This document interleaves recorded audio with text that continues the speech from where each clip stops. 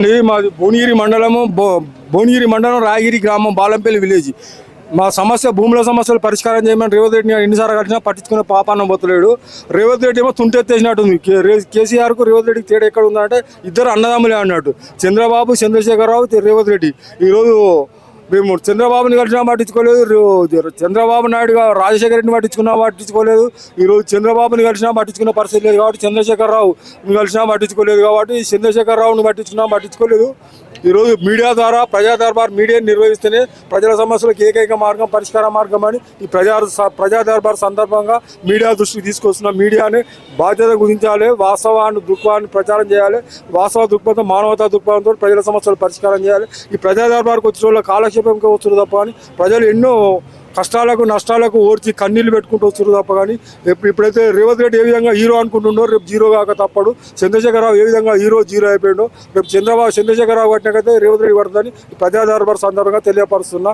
ఈ ఆత్మహత్య చేసుకోమంటాడా, ప్రజల సమస్యలు పరిష్కారం చేయమంటాడా అని రేవంత్ రెడ్డి అడగని కోసం ఈ ప్రజా దర్బార్కి వచ్చిన. ఈ సందర్భంగా మీడియాకు తెలియజేయనది ఏమనగా అంటే ప్రజలను ఆత్మహత్యలు చేసుకోమంటారు. రైతు బంధు లేదు, పింఛన్ లేదు, ఏది లేదు. ఈరోజు మోడీ 2000 ఇస్తున్నాడు. 2000తో వ్యవసాయం చేసుకునే పరిస్థితి లేదు. కాబట్టి దేశాన్ని రక్షించే రక్షకులు ఏ విధంగా హక్కులు ఆ హక్కులు ప్రజలకు, రైతులకు కల్పించాలని రైతులు అడుగుతున్నారు. రైతులకు లేని హక్కులు రాజ్యాన్ని రక్షించే రక్షకులకు ఎందుకు? కాబట్టి సైనికులను రైతులను సమానంగా చూడాలని చెప్పి వడ్డీ లేని రుణాలు లేకపోతే ముడ్డి వాళ్ళు కొడతామంటారు రైతులు. ఈరోజు పంట రుణాలు ఇస్తే 1,50,000 పంట రుణం ఇస్తే 3 లక్షలు అయింది. 1,50,000 రుణం కట్టడానికి మేము సిద్ధంగా ఉన్నాం. ఉచితాలు మొత్తం ఉరితాళ్ళు, ఉల్లిగడ్డ మీద పొట్టులాగా ఉన్నాయి ఉచితాలన్నీ. ఈరోజు నిరుద్యోగుల సమస్య ఎంత భయంకరంగా ఉందంటే ₹1,00,000 జీతం ఉంటుంది నెలకు. ప్రతిరోజు ₹1,00,000 లంచం తీసుకుంటారు. ఏ ఒక్క ప్రజల సమస్య పరిష్కారం చేయడం లేదు. కాబట్టి ఉపాధి హామీలకు ప్రాధాన్యత ఇవ్వకపోతే రేవంత్ రెడ్డి ఊపిరి తీస్తారని చెప్పేసి నిరుద్యోగులు హెచ్చరిస్తున్నారు. నిరుద్యోగుల ఉపాధి కోసమే ఈరోజు తెలంగాణ రాష్ట్రం ఏర్పడదు. తెలంగాణ రాష్ట్రానికి కాష్టంగా ఏ రకంగా అయితే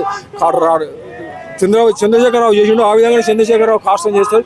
నేను 5 ఎకరాల భూమి పెడితే 5 ఎకరాలు ఇవ్వలేదు. నాకు 5 లక్షల రూపాయలు ఇచ్చిర్రు. మాకు 5 లక్షల రూపాయలు రైతు బంధు కింద 5,000 ఇచ్చిర్రు.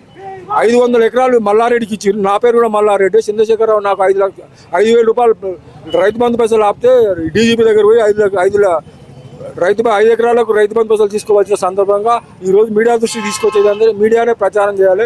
ఉధృతంగా ప్రచారం చేస్తే కానీ ప్రజల సమస్యల పరిష్కారం లేదు, ఆత్మహత్యలు ఆగవని చెప్పేసి రైతుల ఆత్మహత్యలు ఆపాలంటే మీడియాని ప్రధాన పాత్ర ఉంచాలి, మానవతా దృక్పథంతో ప్రచారం చేయాలని ప్రజా దర్బార్ సందర్భంగా తెలియపరుస్తున్నాం.